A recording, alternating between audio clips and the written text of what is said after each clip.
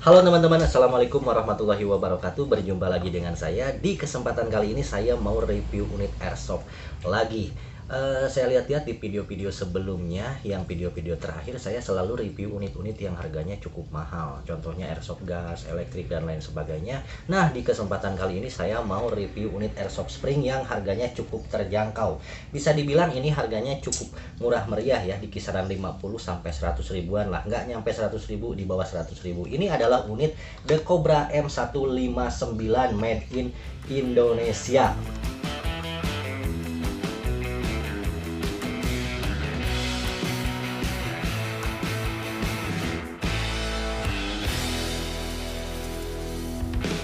Oke, langsung aja. Jadi unit The Cobra M159 ini adalah replika dari senjata M60 machine gun yang diproduksi oleh Amerika pada tahun 1952 sampai 1957.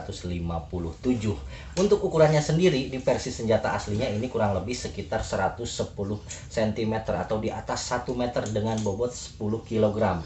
Nah, berbeda dengan replikanya ini ukurannya kurang lebih mungkin setengahnya. Untuk memastikan kita ukur aja. Kebetulan di sini saya sudah pegang meteran. Kita ukur dari pangkal sampai ke ujung ini berapa sentimeter ya? Ini 68 cm.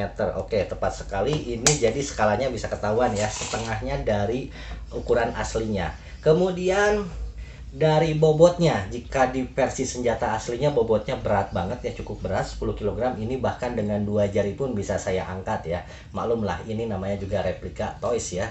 Oke, kita kesampingkan pembahasan dari senjata aslinya, kita fokus aja ke unit airsoft spring ini ya.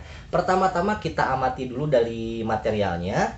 Oke, dengan harga kurang dari 100 ribu saya rasa ini cukup sepadan lah, cukup bagus dengan material seperti ini. Kemudian kita amati lagi dari warnanya. Nah, ini warnanya adalah perpaduan antara hitam dope dan hitam glossy. Di beberapa bagian warnanya dope seperti ini, dan di beberapa bagian ornamen-ornamen kecil seperti ini warnanya glossy ya, kayak gini. Di sini misalkan, di sini, dan di bagian sini ini ada glossy-glossinya. Kemudian warna gripnya ini warnanya warna coklat ya, coklat cerah. Terus terang ini lebih dekat ke warna toys ketimbang warna taktikal. Jika biasanya saya menemukan di unit-unit airsoft itu bukan seperti ini ya.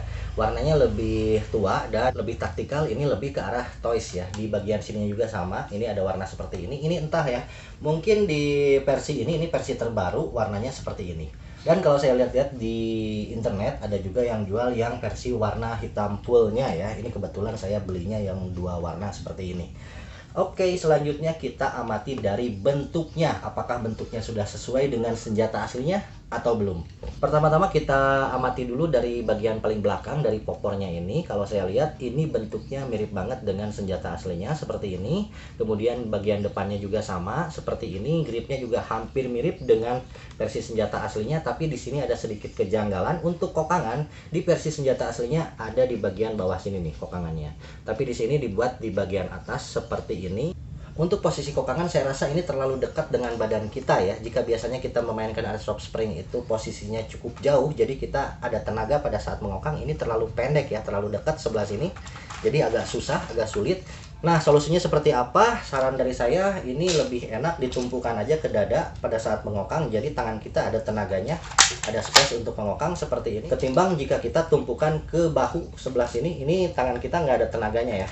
Malum lah, namanya juga skalanya setengah ya, setengah dari bentuk aslinya. Kemudian dari magazen, nah ini yang paling beda nih dari senjata aslinya. Magazennya aslinya bukan seperti ini kebetulan magazennya drum mag ya, drum mag seperti ini, bentuknya bulat seperti ini. Tapi M60 itu sebetulnya tidak pakai magazen, dia pakai peluru masuk langsung dari sini.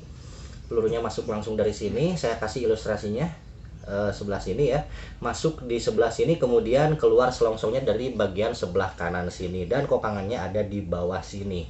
Untuk sistem reloadnya ini tidak sama dengan versi aslinya. Dimaklum lah ya, hanya toys, hanya mainan dan hanya replika. Oke, kita masukin magazennya ini. Nah, untuk magazen ini, si ukuran besar ini sebetulnya tidak sesuai dengan kapasitas. Jika biasanya di unit-unit AEG yang pakai drum mag itu ngeri lah kalau kita sukir, kapasitasnya banyak ya, nembaknya bisa banyak banget. Lain halnya dengan di unit spring ini. Jadi di unit spring ini sebetulnya ini magazinnya ini aslinya bentuknya kotak ya. Bentuknya kotak di sini.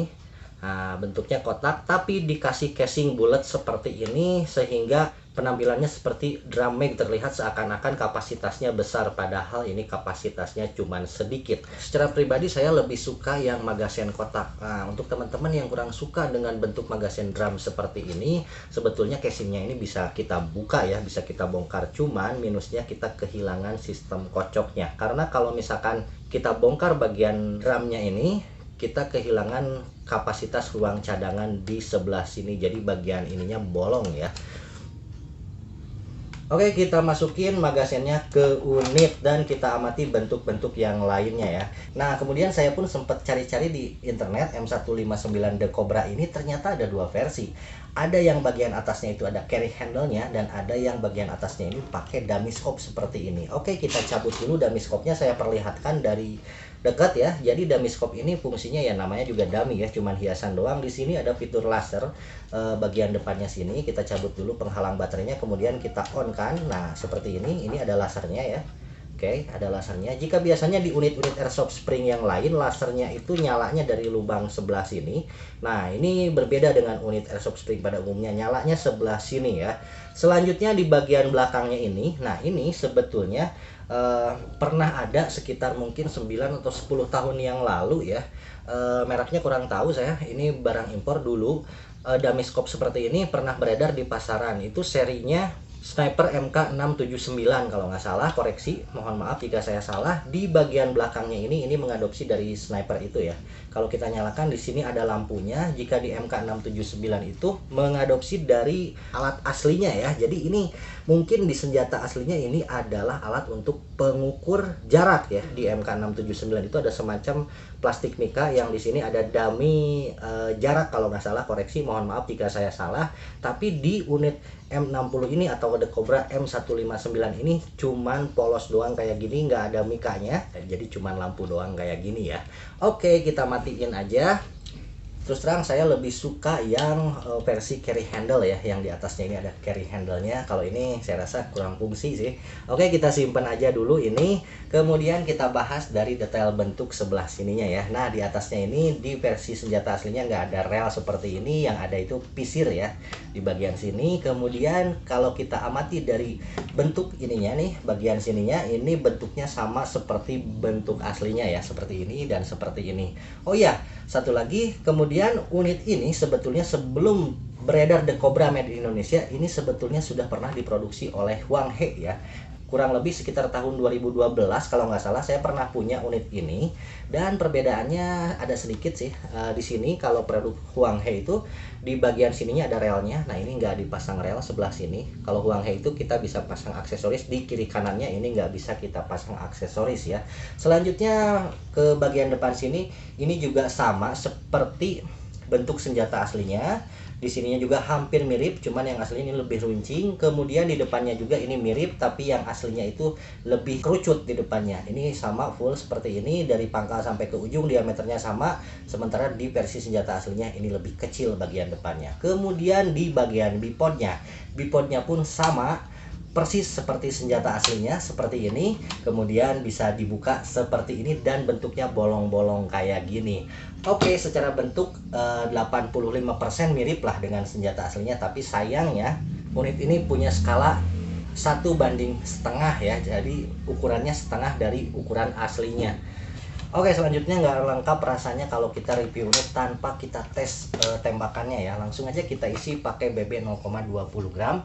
Oke, saya isi BB 0,20 gram. Kita isi dari sini ya. Oke, kemudian kita tutup seperti biasa. Ini sistem magazin kocok. Kita tarik bagian pinnya, kemudian kita kocok seperti ini sampai masuk seperti ini. Oke, kita balikin pinnya dan kita masukkan magazinnya ke dalam unit ya.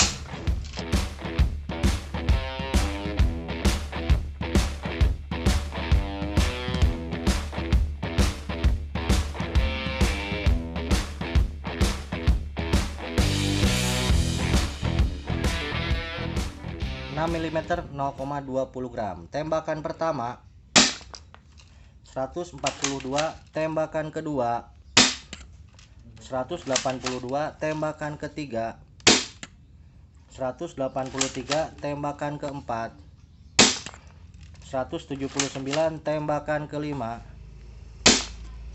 180, tembakan keenam kosong. Oke. Tembakan pertama 142, tembakan kedua 182, tembakan ketiga 183, 179, 180. Jadi ini kurang lebih tembakannya sekitar 130 sampai 180 di tembakan pertama. Itu nggak konsisten, nggak tahu kenapa. Mungkin ngebentur ya BB-nya, tapi rata-rata 170 sampai 180 fps. Cukup kencang untuk unit airsoft spring pakai BB 0,20 gram. Oke, kesimpulannya unit ini harganya murah ya, di bawah Rp100.000. Kemudian dari bentuknya 85% menyerupai aslinya, tapi sayangnya ukurannya ini cuma setengahnya doang dari aslinya. Untuk koleksi saya rasa sepadan lah ya untuk harga segitu, dan untuk FPS juga cukup bisa diandalkan ya. Kemudian dari aksesorisnya untuk saya pribadi lebih suka yang carry handle ketimbang yang dummy scope seperti ini. Selanjutnya dari drum mag, saya cukup kecewa karena ini drumnya nggak beneran kapasitas banyak. Jadi ini seperti unit airsoft spring pada umumnya yang magazinnya panjang kayak gini ya. Untuk teman-teman yang nggak suka dengan bentuk drum seperti ini, bisa kita bongkar bagian casing drumnya ini sehingga magazinnya bentuknya menjadi kotak ya. Oke, secara keseluruhan kalau saya kasih nilai antara 1 sampai 10, saya kasih nilai 7 lah ya. Jadi ini kekurangannya cuman dari ukuran dan dari bentuk magazinnya ini. Selebihnya menurut saya mantap banget, layak banget untuk dikoleksi, dan untuk dimainkan juga FPS-nya cukup bisa diandalkan. Oke, sekian dulu video review dari saya. Mudah-mudahan teman-teman bisa terhibur dan terinspirasi dengan video ini. Sampai jumpa di lain waktu dan lain kesempatan di video-video selanjutnya. Assalamualaikum warahmatullahi wabarakatuh.